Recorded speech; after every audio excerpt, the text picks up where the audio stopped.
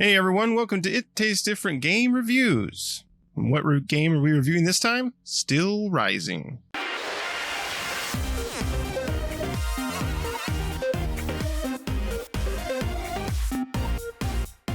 Steelrising is an action role-playing game developed by Spiders, and not the actual bugs, but the developer Spiders. It's a group of people, and published by Nacon. It came out on September 8th of 2022. Like I said, action role-playing game, single player.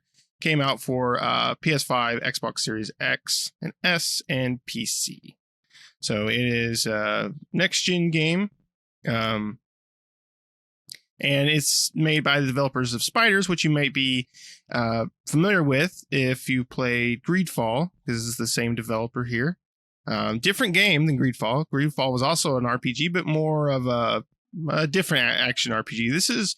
This game is more of a somewhat in the Souls-like genre of games, whereas Greedfall was more on the heavy RPG side, where Souls is kind of more of a light, somewhat like the heavy RPG, but a lot more action, whereas Greedfall wasn't quite in that rate. It was kind of like a explorer dungeon crawler, and this is not that way. This is more action from point A to point B type thing, with lots of different routes to go and secrets to find. So we're going to go around and see what everybody thinks of this game. Shane, we'll go ahead and start with you, buddy. What did you think of Steelrising? I have very mixed emotions on this game. My primary thing I will say about this game, it is not built for their control setup. The controls are clunky. Their controls are mechanical, motions and stuff like that. And this game is designed to be more fluid based. It's the way it should be working, and it's not. It's very clunky. It's robotic almost. Pun not intended. That said, changing the difficulty, and I'll let Pat get into that because he's the one who told me how to, and that you could do it. But changing the difficulty over made the game actually slightly enjoyable, because the story is not fantastic or amazing, but it's interesting and passable. The character models are, for your character, are really interesting, and the costumes and stuff you can unlock, the armor sets, looks more like costume than armors, but it's I like that. I like some of the side characters, and I like the enemies that you run into. Pretty cool. But the control scheme is so bad that it makes it just unbearable until you dumb it down to basically you're playing for the story, and that's it, because you can set it all the way to nana nana boo boo, you can't hurt me, so that's, I'll let Pat dive in that more, but that was the only way I got as far as I did, because the controls are so bad. The very first boss I ran into had a little sub character running around there, and the lock-on kept flipping over from one to the other every time I went back and did it. And I just gave up. And then Pat told me that you could, dumb it down for, special people like me. And I did that, and I got through it, and I got, way past that. So this game, like I said, I like the story enough. I like the character design plenty. I really do. It's the controls. The controls are just what kills it. The combat's cool if you could control it better. So that's all I'm going to bitch about for right now. Pat, why don't you tell us what you think? Imagine the French Revolution, but with automatons and really shitty controls, because that's what this game is. It bills itself as like very as difficult combat, which is Souls-like. You die, you lose all the crap you built up, and you have to go kill the automaton that killed you to get your stuff back. And everything else is respawned. It's basically Souls without the campfire. Instead, you have these little towers that you go in and you upgrade and do all that stuff, but it resets all the enemies just like Souls and all that stuff. But the controls, in my opinion, are not tight enough for this game to be this difficult. The only benefit that it does have is they've got ways to dumb down the difficulty. But there is a nice big warning that if you enable this, you basically foregoing a chunk of achievements. So, for me, I'm like, okay, it's being difficult for the sake of being difficult is not typically my game. I have been surprised over the years with games that I do like that are like that, but this is not one of them. There's 4 different classes, if you will, and they all have their unique perks and, special weapons and things like that they can use. It just feels, I don't know, way too clunky. They hide automatons in trees and in places you can't see till you interact with an object, and then they come out of nowhere, which is just cheap shots, in my opinion, and things like that. Overall, the game is gorgeous. It's kind of fun to play if you dumb it down, but you have to dumb it down, in my opinion. And I don't find myself as like a, how do I put this? I don't think that I'm that much of a casual game player, but like this one, I had to. I mean, literally, I was trying to shoot footage for this stinking review, and I'm dying all the time. And I'm like, you know what? I need to get 40 minutes worth of solid gameplay, so I'm going to be invincible and play the game, And, so basically you do have a de facto easy mode in the game. So there are sliding adjusters for this type of stuff. It just depends on how easy you want it, right? Because you can do things like when you die, you don't lose your, I can't remember what's called, something but oil or whatever. You don't lose that. And then, or you can do it where your endurance recharges faster. And they call it assist mode. And so you can enable that. But enabling it, like I said, basically removes some achievements from the game that are not approachable. So like I said, you've got the thing called easy cooling, which means that as soon as you overheat or use all your endurance, you can hit a button and it just refreshes it, and then, like I said, endurance regeneration speed, keep your anima essence when you die, and then also the amount of damage reduction when they hit you. It's basically a 0 to max. So if you set it to max, you can pretty much just stand there and laugh at them while they hit you all day long. So if you want to basically see the story, that's what you do, right? You just enable that and you go around and you laugh as all the enemies jump out of trees and out of their hiding spots and try to get you. And then you give them the middle finger as you kill them. So, that's now, what that is. Caveat, sorry, Pat, one caveat, the setting the slider to, nana nana boo boo, you can't touch me, doesn't work against fire, I found out. It also doesn't work against fall damage. It works against enemies damaging you. Exactly. Yes. I was sitting there you can fighting, still kill yourself.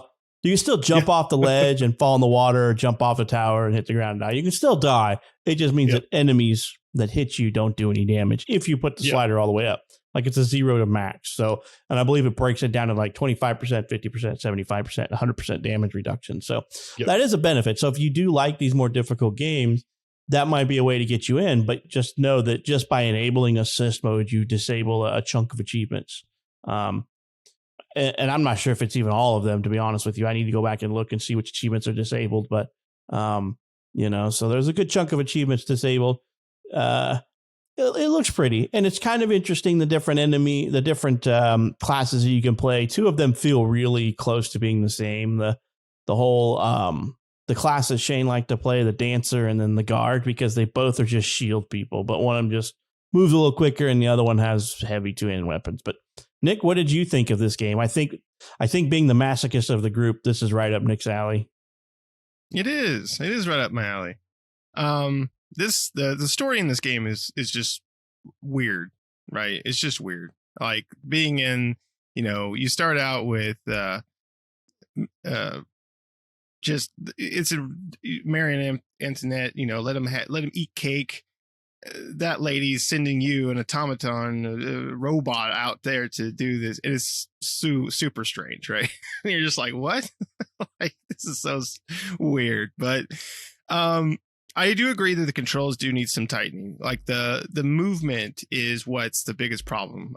Your character after combat seems to get stuck in some sort of like victory animation. It almost seems like I don't know. It almost seems like the game tries to reposition you, and for some reason. I don't know why. I don't know why the game needs to reposition you, but it seems like it does. And that's just, it's a weird moment of like, what? I can't get my control. Okay, my control. I have my control back. Like I can move the character again. It's this weird like thing that the game's doing, which they could probably patch out. And it's just the movement, really. I think the combat portion seems fine. In my opinion, it's just the movement is a little wonky. And whenever you're trying to go and trying to jump or do certain things, it seems like it sometimes can be unresponsive to what you're actually trying to do. More times out of not, when I've done it, it seems responsive, but there are times where it just hiccups and you have no response, or it seems like the response is delayed or something weird like that. I know so for me, I love these types of games, and I've beaten all the Dark Souls, Bloodborne, all those Souls-like games. I've completed and beaten them all.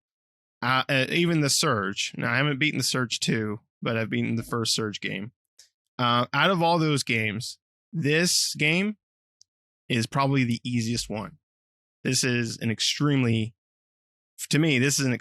easy game. I have died like 6 times total, and 2 of those were accidentally falling into the water. And through Dark Souls games, I've died numerous times, and Bloodborne numerous times. This game, I barely die. I'm not even afraid to walk into an area, because usually in Dark Souls, I don't sneak, but I barely walk into an area to assess what enemies are in the area. In this game, I just walk in, like whatever's going to attack me is fine, because I'm just going to kill it and move on. And that might be the way I built my character, right? My character's built like a powerhouse, like a brick house. Yeah. So it's mighty. Did you play the guard then, or whatever it is? I played the shield. What is it? The shield, the gladiator, or whatever it's called. I think it was Guardian or something similar to that. Yeah.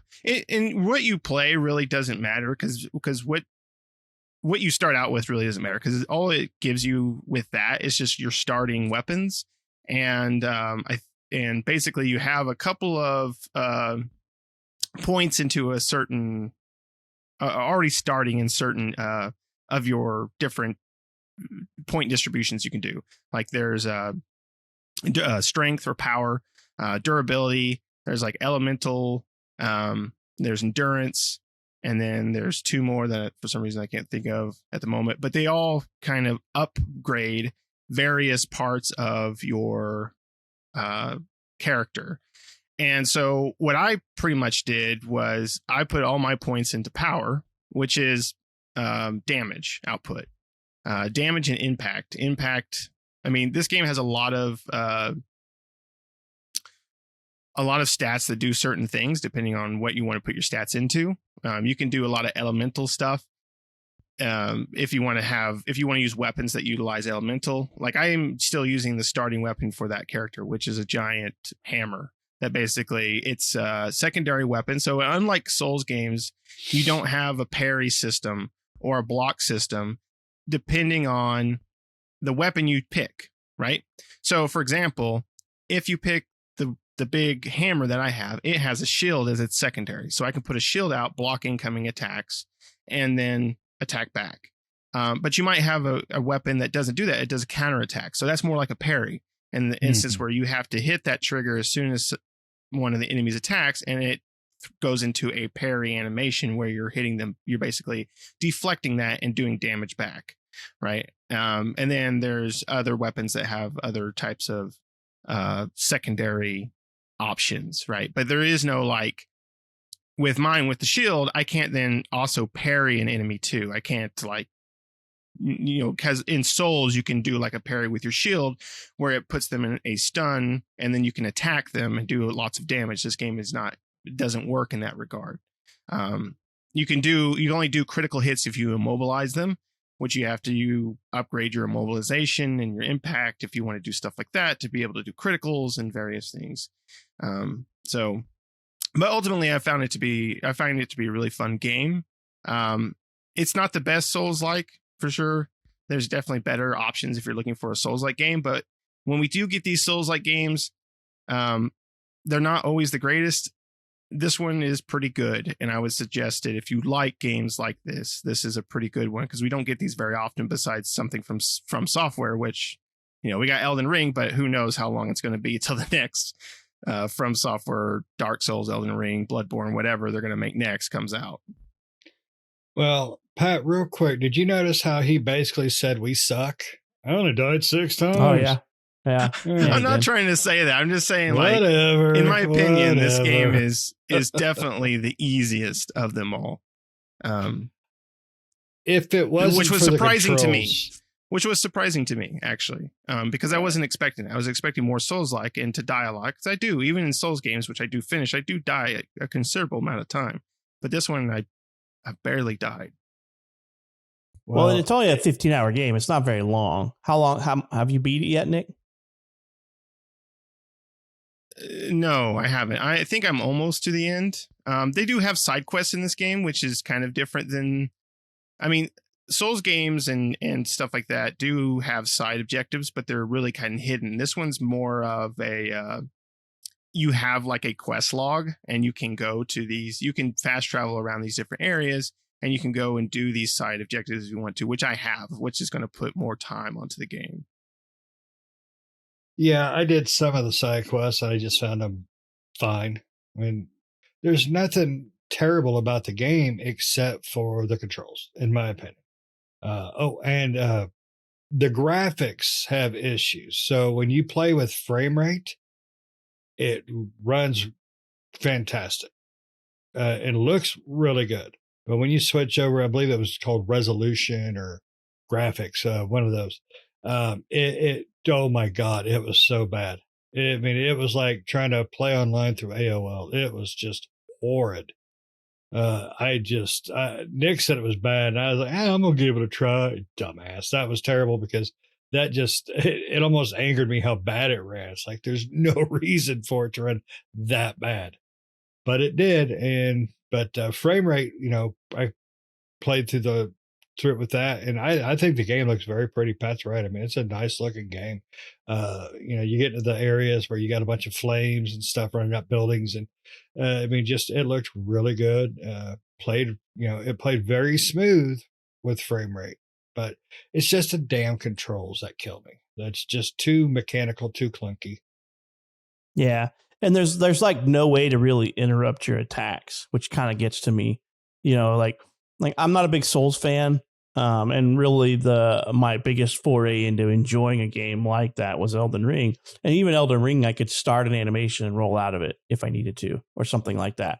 With this game, once I start a light attack or a heavy attack, I'm done. It's just you're going for it, and I'm like, especially too many times when you're running into a brand new enemy, you're like, I don't know what his moveset is, so you're going to kind of dance around and let him do his little thing, and you're like, okay, I think I got his pattern.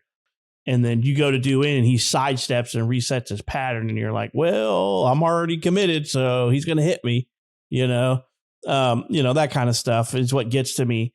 And I think it always feels like your character is stuck in a position. What I mean by that is, like, when I want to go left, my feet feel like they're planted to the ground, and my character does this and then goes left or goes right or wants to go forward. It feels like instead of having two legs, it feels like your character is like riding on a ball, and it's all like, what's the gyroscope, and you lean forward to go forward, lean backward. That's what it feels like. And it feels very muddy. The controller, I have no better way to say it than that. The controls feel really non-responsive and muddy to me. Like, you move and your character's just like, I'm trying to chalk it up to they're wanting you to play like an automaton from freaking, from like the French Revolution area, if they were for real back then, and so the controls really get to me in this, because once you figure out the enemy's move patterns, it's not too bad. It's just they do too many cheap tricks. And what I mean by that is, I don't know how many times I go into an area and I'm like, oh, there's something shiny over there next to that well. I bet there's something hiding around here, because as soon as I pick it up, something's going to spawn. And so, I'm running around doing my little right stick targeting, and next thing I know, I target something up in the tree. I'm like, cool, I'm going to get that down, kill it. Then I'm targeting, nothing is in the area, and I go to grab the thing, and an enemy appears out of nowhere. And I'm like, this is cheesy, stupid mechanics like that drive me absolutely nuts. It's like, come on. this automaton that's spitting fire and looks like Medusa just appeared out of nowhere. I mean, and that stuff drove me nuts. And that happens a lot when you're going after loot. You're like, there's a chest over there. Do I want to really dick with this? Because I know something's going to jump out of nowhere, just going to appear out of thin air. And that's what this game does a lot. So you can't really like pick your battle in that type of situation. That's what, gets to me. But I think if they tighten up the controls, it might be fun. But for me, just so I can get 40 minutes worth of gameplay without me dying every time I turn around and resetting, I had to dumb it down. I had to dumb it down just because I suck. But, we can't all just die only 6 times. So I think I died only 6 times before I got off the island. Oh, I died like 12, 15 times on that damn boss before I finally dumbed it down. Yeah, and I mean, I'm surprised because I was expecting to die a lot and was surprised at how easily I was getting through everything without much hindrance. I don't know how you got through the first boss without dying. Like, I seemed like my little pinky toe got hung on every freaking thing on that map trying to dodge away from that boss. Like, it was like, oh, there's a piece of grass. I can't move. Get off the grass. Put down and go. I can't get off the piece of grass and I'm stuck on it. I'm like, I'm in the middle of the opening here, guys. And that happened to me so many times because I would always go try to take out the little guy before going after the big guy that would spawn in that one. And then when I go out to the middle to go confront him, it was like my guy got stuck on every little thing. Like, I swear there's a twig on the ground one time and it was stuck in the loop of his sandal or something. And I'm like, you're killing me. You're killing me. Yeah, I didn't have a problem getting to that first boss. It was just, that was it. I mean, that was just complete destruction of my ass. Pardon the language, but and some of the comparative too. Think about characters. The boss that you fought getting off of the island, getting onto the boat. That guy was a chump compared to the guy that you ran into first. Like, this big asshole is just dumb. It's a pretty much just, he's charging up, wait for him to face the wrong direction, get in behind him and just hit him with your heavy attack over and over and over. Because he did the same animation. He was just big and lumbering and slow. But like, the first guy was quick and just stupid. And in a confined space, that was bad news. Yeah, the boss you come to in Paris was really a breeze until his last portion of his life. He really just spammed it. And I'm glad I had the, no pain, no gain thing going, because I couldn't have done anything to him without that, because he was so cheap and cheesy on that last portion of his battle. Yeah. So, I mean, depending on who you are, right, and what type of games you like, if you're not into the Souls games, I think that, this is another one of those, right? And so this might not be up your alley. If you like the Souls types games and you want to check out more of those types of games, I think this is definitely one of the better ones, I would say, because we don't get these very often, and some of the ones we get aren't that great. And so when we do get one that actually works fairly well, then it's good. I agree that the controls do have some tightening, and what you were saying, Pat, is exactly right. Like, your character sometimes it's almost like the game's trying to reposition them straight, and when you try to move with the stick, it's like the game's still trying to fight you to reposition. I don't know what that is. Like, I don't know why it's trying to reposition the character. It seems like a weird thing going on. But other than that, one thing to keep in mind as well, if you're playing through this game, in general, especially bosses, but in just even characters or whatever, you get these elemental grenades. You have explosive grenades, ice grenades, fire grenades, electric grenades. These grenades are, you get them, if you do some searching around, you'll get quite a bit of these. And these things are OP. You can sit back, you can go to a boss, not even get close to the boss, and just throw these bombs at them and eventually kill them without even stepping foot in front of the boss. And the boss is just following you around the stage. I've beaten several bosses by just doing that because it allows you to do it. So just like chuck grenades at them and be like, all right, they're dead. Moving on. And they do a ton of damage. So it seems like they're a little overpowered for what they're supposed to be, because I would figure the game wants you to do most of your combat, kind of 1-to-1 and not just sitting back throwing grenades. But whatever, lets you do it. So just a thing to keep in mind if you're having some trouble too with bosses or enemies. And just so you guys know, if you enable assist mode, you disable all achievements. All achievements are disabled. So even if you do it just to get like a little bit of damage reduction, it's all achievements are disabled at that point. So no achievements for you if you enable assist mode, even though the actual verbiage that says there, it says some difficulty related achievements will be disabled. It's actually all achievements are disabled when you do that. So the game has terrible controls, but it will screw you if you try to adjust the difficulty. So that's awesome. I didn't even think about it that I didn't have any achievements popping up. At least for getting through XYZ places. So that sucks. This is not a buy new game for me by any means. For me, obviously, it's a sale game for me as well. Yeah, I'd play it as well, but it's a sale game for me. I'd go 20 on it, maybe 25, but 20% off. You mean? Yeah, because what was the game? $50 or $40? I don't remember. Well, that was full price $60 game, was it not? I don't remember. I thought it was full price. Nick picked this one up, but I'd give $20 for it. 25. That's about it because it's playing through it. I enjoyed once I dumbed it down and was able to actually enjoy the combat and story a little better. So I guess it's only a $50 game. So knock 30 off of it, and that's about right. So you want more than half off? I would say any kind of discount is good. If you don't like Souls-like difficult games, then this one's not for you. Like I thought, maybe I'd hit a point to where I like these games with Elden Ring, but no, Elden Ring just has something special, and this game has nothing special in my opinion. It has French Revolution automatons that move like shit. Yeah. If you like pain and suffering, barbed wire underwear like Nick, you'll love the game. Yeah, you got the barbed wire G-string. I think it's worth whatever price you want to pay for it. As far as what it's, $50 or less, whatever. If you like Souls-like games, right? If not, and if you're looking to play one, right? If you're done with Elden Ring, or if you haven't played through, I would say if you haven't played through other Souls-like games and you enjoy these games, play those. If you've played through them all and this is kind of all you have, go ahead and play it, right? Because I think other ones do it better. I think The Surge is a much better Souls-like game. And The Surge 2, those are great games. Bloodborne, of course, and Dark Souls and Elden Ring and Sekiro and all those are great Souls-like games. And Mortal Shell is a really good Souls-like game. So this is kind of... Well, what game would you say this one is better than?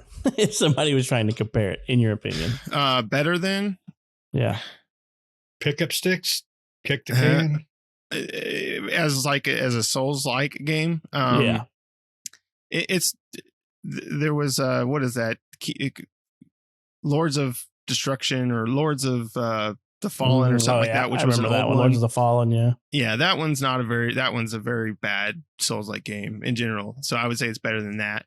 I would say it's different than. It's got more to it than Mortal Shell. Mortal Shell was a pretty short game and didn't have really much of any sort of side questing or anything like that. It was a pretty straightforward A to B type of game. It was a really good game, but if you're looking for something that has a lot more side quests and a lot more longevity to it, I think Steelrising would be the way to go. But Mortal Shell is also a really great Souls-like game that shouldn't be pushed aside or anything.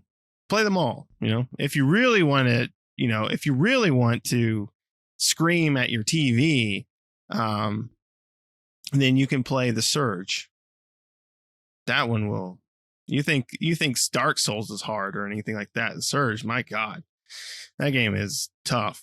But anyway, Steelrising, I think, is a great game. It does need some control work going on with it. It does have some issues with the controls.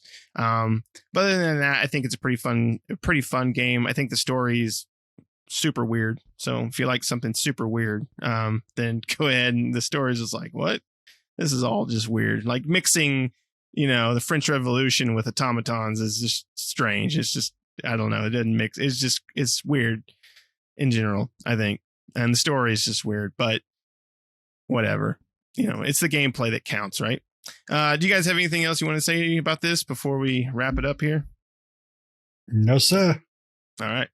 Well, thanks everybody for watching. Let us know if you played Steelrising or played any of the Souls-like games. What's your favorite? Maybe there's one that we, or maybe I in this case, haven't checked out. Let us know down in the comments below. Maybe something that I haven't played.